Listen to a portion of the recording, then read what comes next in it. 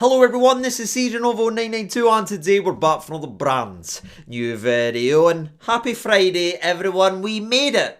Once again, apologies to those that work the weekends, but it's time me and thee get together and discuss the odd football, which might be too soon for a lot of people still carrying that frustration of Sunday. But guess what, ladies and gentlemen, we have the opportunity to right that wrong, as not only do we have a cup quarter final to get up for this weekend, it's another Old Firm. Which again, if you think about it, will either be the greatest thing to happen to us as we're able to get back on that horse and hopefully show we have learned for that frustrating mess of a second half, or again it could be a misery compiler and we'll get the answers to the questions we do not want to have an answer to, and that is, do these players even have it? A lot to discuss and a lot at stake for both sides, so strap yourselves in for this Old Firm discussion. It's not going to be the same as our tried and tested formula of oppositional preview, then we speak about the Rangers end, then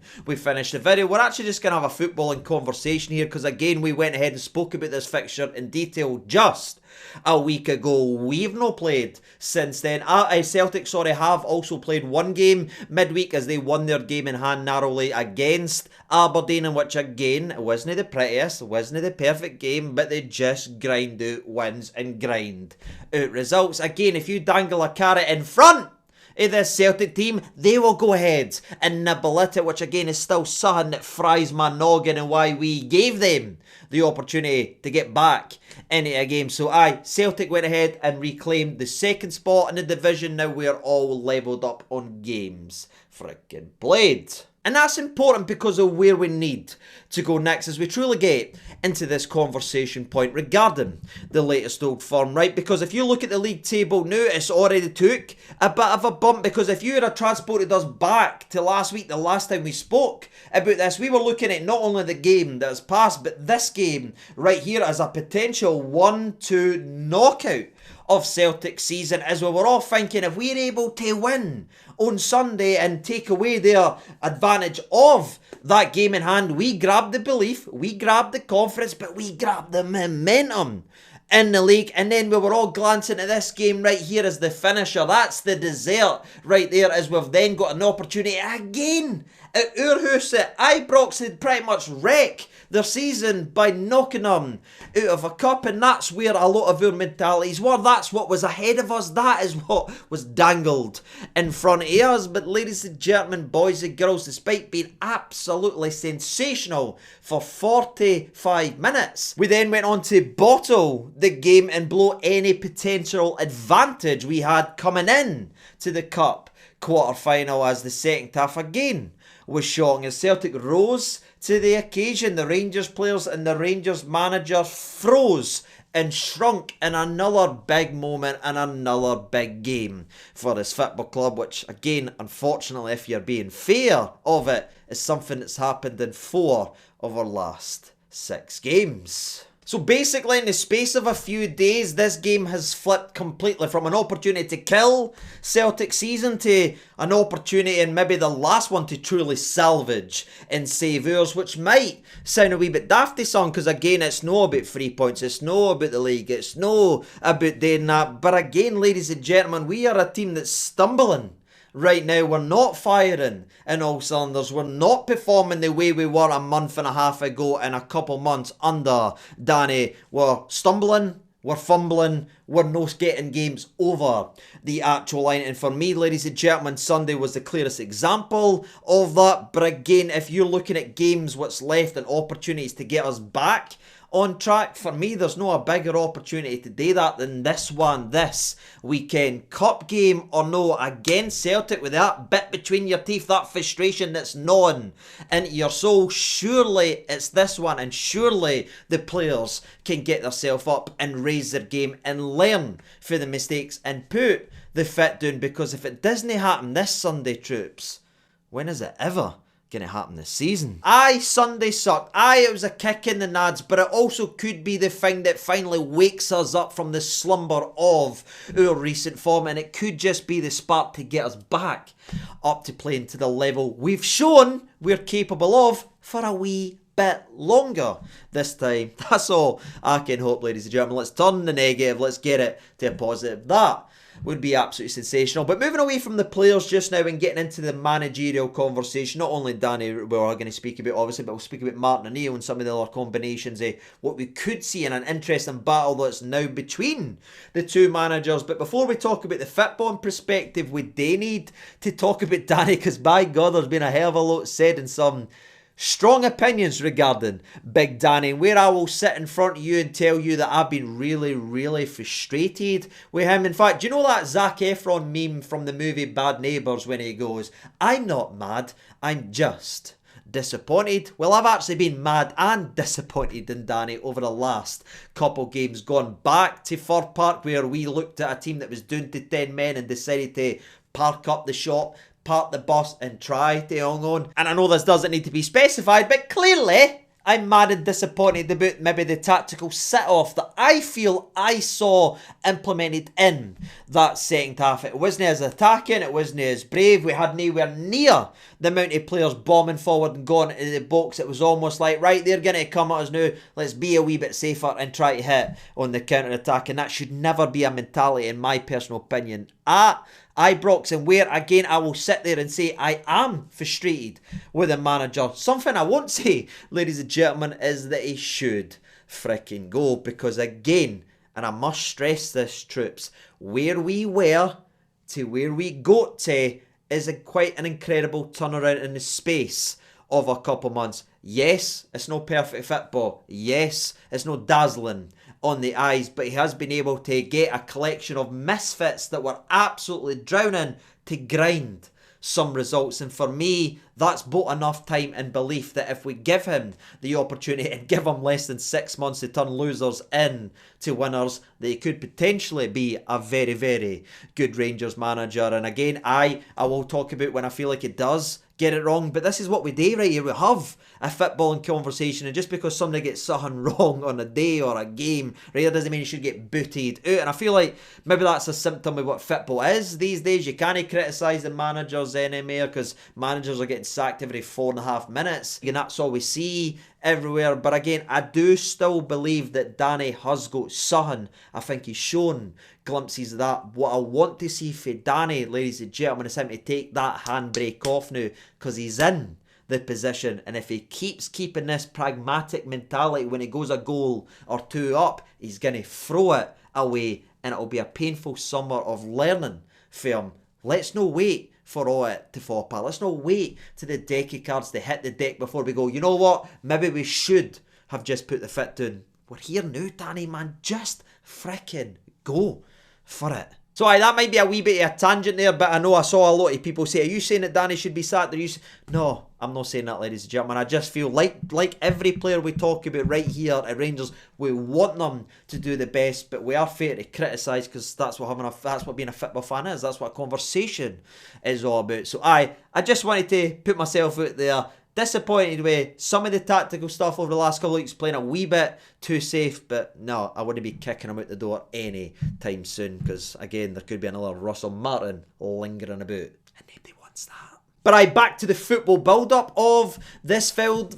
You've got the two managers. Again, one of the most experienced managers Celtic's ever had, and clearly dwarfs what Danny's been able to do so far in his career. And I think maybe you saw a wee bit of that in the second half. And I know they've been kind of going bar for bar in press conferences, and the fans are biting at everyone. He says that. His head's gone. Nobody's got heads anymore. You know what I mean? It's like Sleepy Hollow every single week in press conferences, apparently. But in my opinion, ladies and gentlemen, something that I think Martin did say, I think it was last week, is he's not been in Glasgow long. He will learn, and I think that is maybe just something for that game that you did see. As I feel, again, Danny thought, you know what, we're blowing them away here, troops. Let's be a wee bit safer here. This game is done and dusted. He's no really lived and breathed and took the knocks and took the blows so far about this fixture. He doesn't even maybe understand or see the hatred that you need to play with in terms of this game, because I believe if Celtic were 2-0 up after playing like that, they'd have came out there, McGregor would have been barking at everybody in the middle part, they'd have been bombing everybody forward, they'd have been sending more attackers, they'd have went for blood,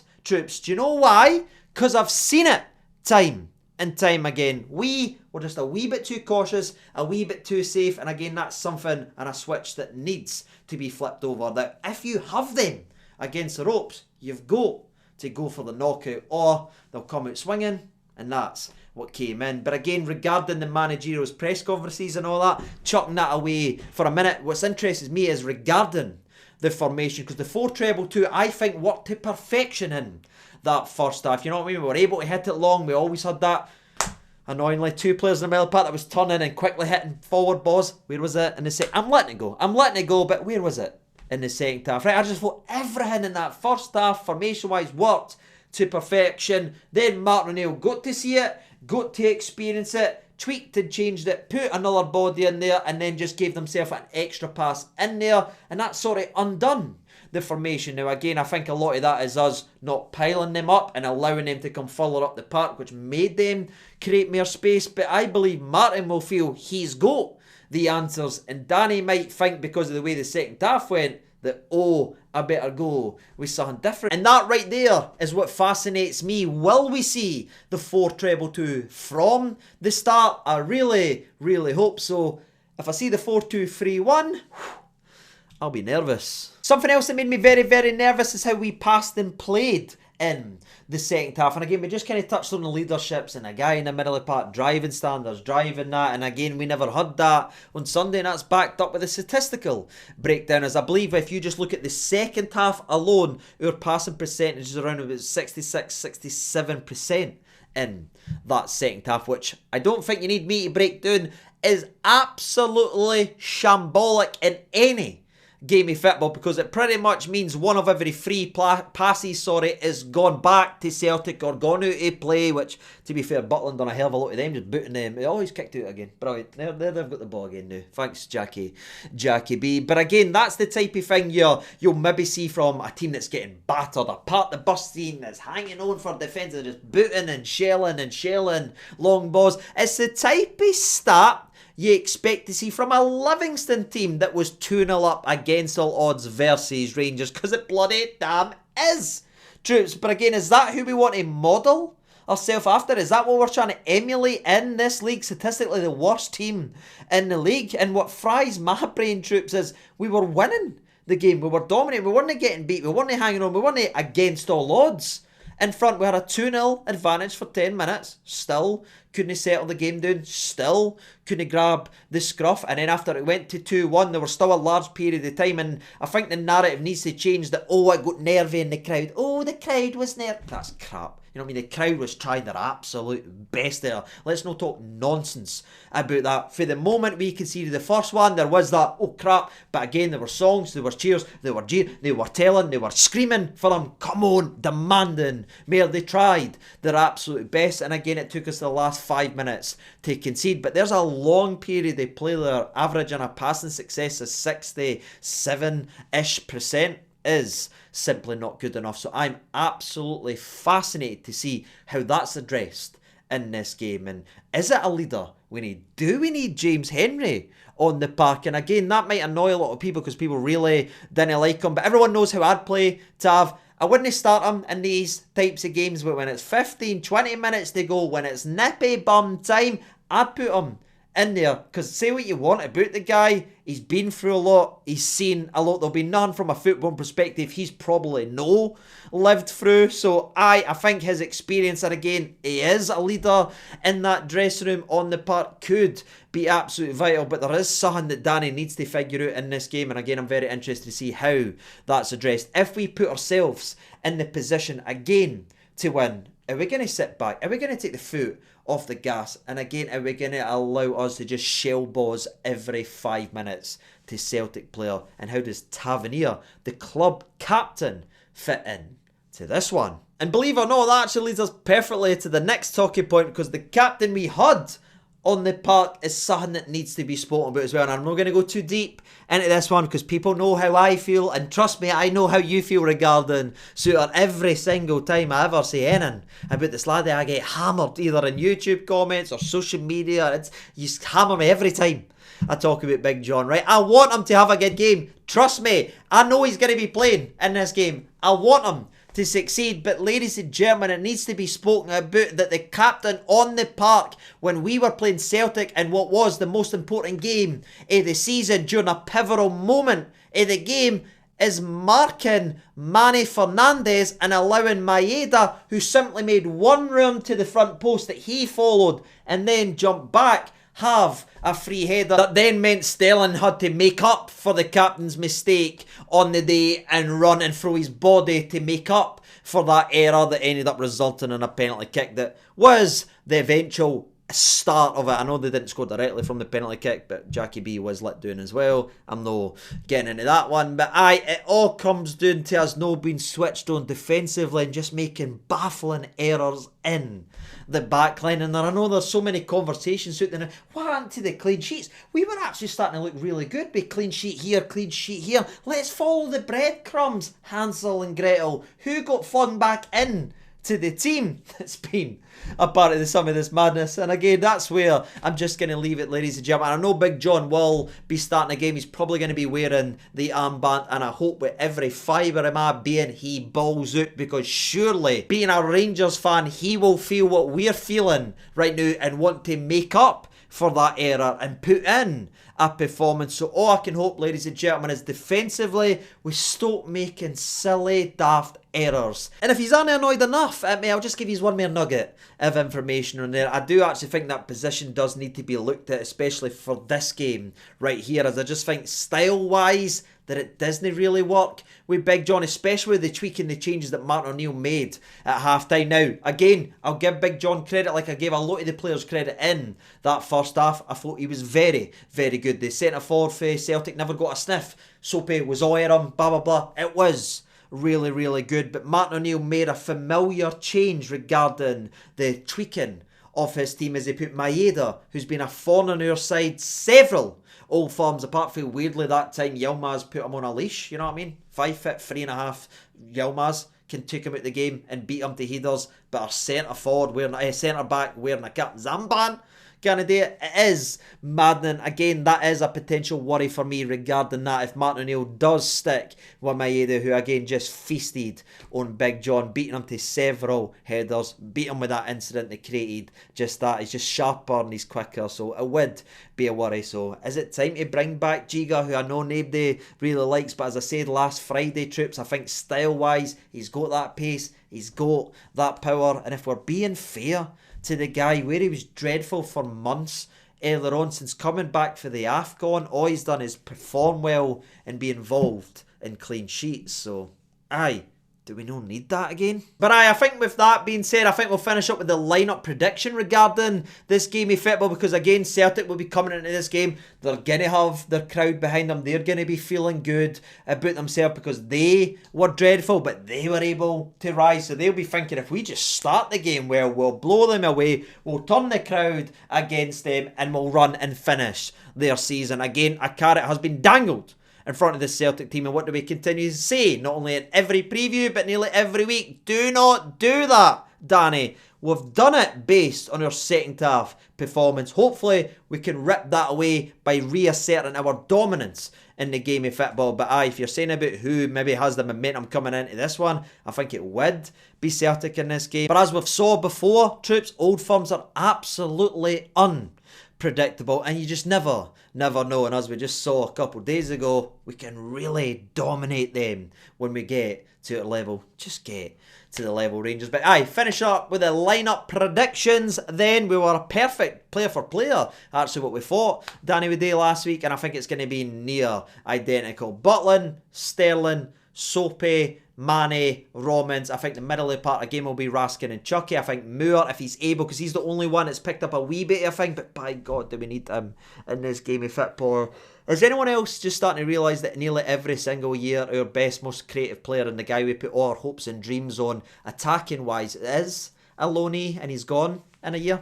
It's painful, isn't it? It really is. Spurs, if they get relegated, surely Mikey, you know what I mean, the championship, they're like, come on, up the road, Mikey. But anyway, hope Mikey is able to go. If he isn't, I will fill Manapi. Even if you give him 60 minutes. You know what we talk about with Sterling? Give Sterling 60, 70 minutes, then bring Tav on for 15, 20 minutes. Just play Mikey Moore 50, 60 minutes until he starts to blow, which he does in games, and then bring him off for Gazama in his actual position, because that's what we've done versus Hearts, and it worked to perfection, troops. So, aye. Maybe play players in their position as well, Danny. That would be sensational. But aye, Moore on the left. On the right-hand side, we'd obviously go with Skov Olsen, who did grab an assist, but I need to see a wee bit more. This could be the game. And again, I'd start with the exact same front two. Chermete and Nadiri. Chermete's got that kind of Eze versus Spurs thing where he always just believes he's going to score. He's probably one of the ones in the team right now that's got a bit of belief. So aye, good luck to the Chairmanator. The only other good news we need to talk about regarding the starting 11 is that Connor Barrett is back in training. Now, I'm not sure if he's going to be able for this game. I know we've got a full house in training, but by God, if we could get Connor back in, I know he's not everybody's flavour of the month. I know he's not everybody's player and that, but you're talking about somebody in that second half last week that we could have done with to go in there, ruffle up some feathers and just add a bit of sun. The wee Pitbull could be what we need, just to inject a wee bit of bite when the levels and the performance and the energy does drop out. So great to see young Connor back. Hopefully he is involved at some point. But aye, that's been it, ladies and gentlemen. Sorry if this video is a wee bit all over the place and it's not up to our usual standard. I just wanted to make a video in which we have a conversation with each other. I just wanted to touch on some of the things that's been bothering me, some of the things I think we've got to learn and realise for the game of football. And again, it's been a week since we played Celtic. We made all the mistakes in the world in that second half. Can we learn from them? Can we put the foot down? Can we get our season back on track that, if you're paying attention, is starting to flounder? I guess we'll find out by full time. Hopefully, troops, me and they are sitting smiling and happy. That would be sensational. Let me see some predictions down in the comment section below. There'll no be any draw right here. Both sides have dominated one side a half, and if you go back to the Parkhead one, to be fair to Celtic, they also dominated a half there before we came back. So aye, we're going blow for blow, half for half, but something needs to give tomorrow. The game will be played to a winner. Who's that winner going to be? I'd love to know your thoughts and opinions. I'll always back my team. I will always hope for the best, and it might just be the day that Big Soapy scores. I really hope, Big John, just have a game, man. Please have a game and let me get you saying as the man of the match. I'd love nothing better, John, because if that happens, that means we've played well, and that means we've won. And that's all at the end of the day what matters to me. But until then, Chermete, score a couple goals, big man. And I've been CJ Romani too. Thank you so much for watching, and bye.